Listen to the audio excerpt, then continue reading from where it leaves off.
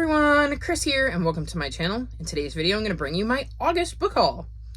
So this was another month where I managed to kind of stay on track, not go too overboard. So it'll be another shorter haul, but that is, good for my shelves because they were getting a little overwhelming.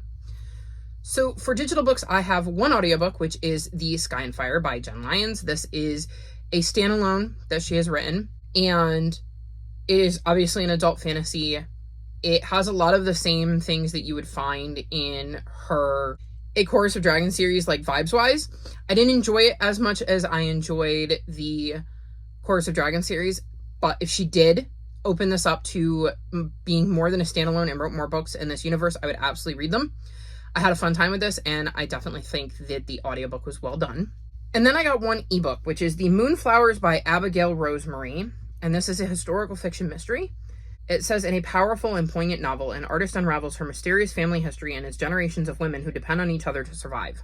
Tig Costello has arrived in Darren, Kentucky, commissioned to paint a portrait honoring her grandfather Benjamin. His contributions to the rural Appalachian town and his unimpeachable war service have made him a local hero. But to Tig, he's a relative stranger. To find out more about him, Tig wants to talk to the person who knew her grandfather, Eloise Price, the woman who murdered him 50 years ago. Still confined to a state institution, Eloise has a lifetime of stories to tell. She agrees to share them all, about herself, about Tig's enigmatic grandmother, and about the other brave and desperate women who passed through Benjamin's orbit. Most revealing of all is the truth about Whitmore Halls, the mansion on the hill that was home to triage, rescue, death, and one inevitable day that changed Eloise's life forever. As Tig begins to piece together the puzzle of her mysterious family tree, it sends her spiraling toward a confrontation with her own painful past and a reconciliation with all its heartrending secrets.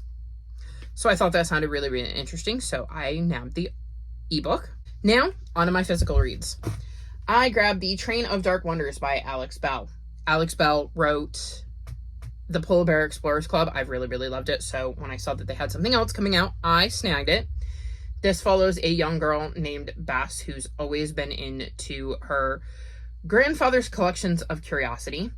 He had an auditorium, and when her grandfather passes, she gets handed the keys.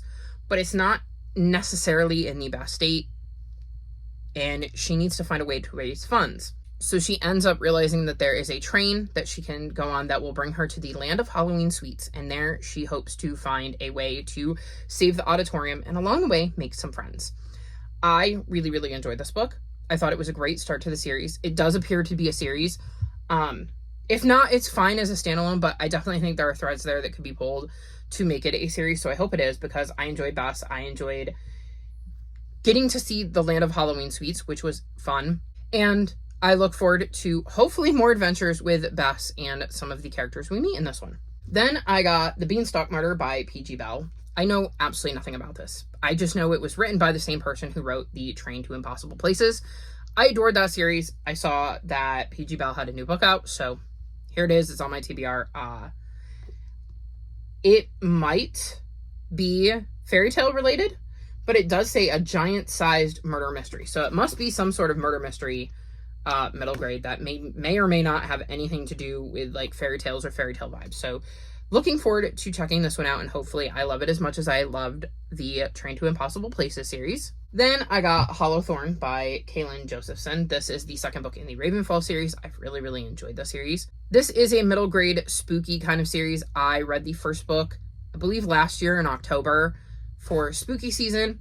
I have since read the sequel, and the third book is coming out soon, so hopefully I'll be able to continue this series sooner rather than later because I really enjoy these spooky vibes. Then I got Forging Silver into Stars, and this is a sprayed edge paperback edition. I love Bridget Kemmer.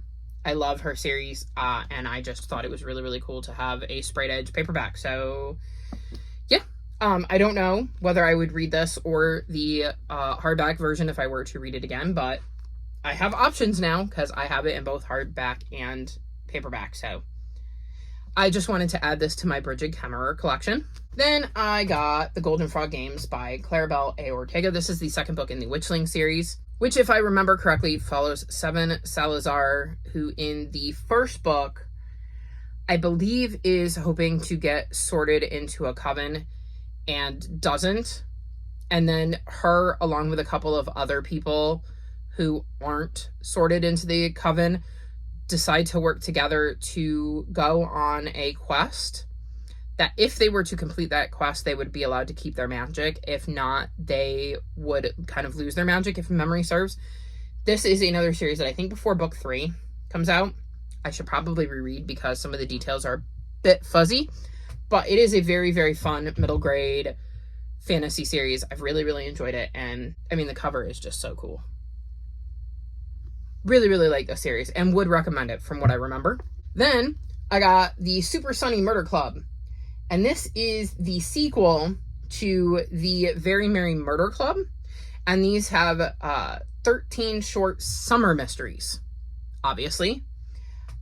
Whereas the first book has 13 kind of winter mysteries, if I remember correctly. So let's see. It features Robin Stevens, Abiola Bello, Maisie Chan, Benjamin Dean, Rupa Faroki, Sharna Jackson, Patrice Lawrence, Elle McNichol, E.L. Nori, Serena Patel, Annabelle Sammy, Dominique Valente, and Nizrana Farouk. I look forward to getting to this at some point. I'm going to read the Very Merry Murder Club first, but I like the idea of having some summary short mysteries to read at some point. So very excited to get to this one down the line. And then the very last book I hauled in August is Amari and the Despicable Wonders. So this is the third book in the Amari series. I've absolutely adored this series.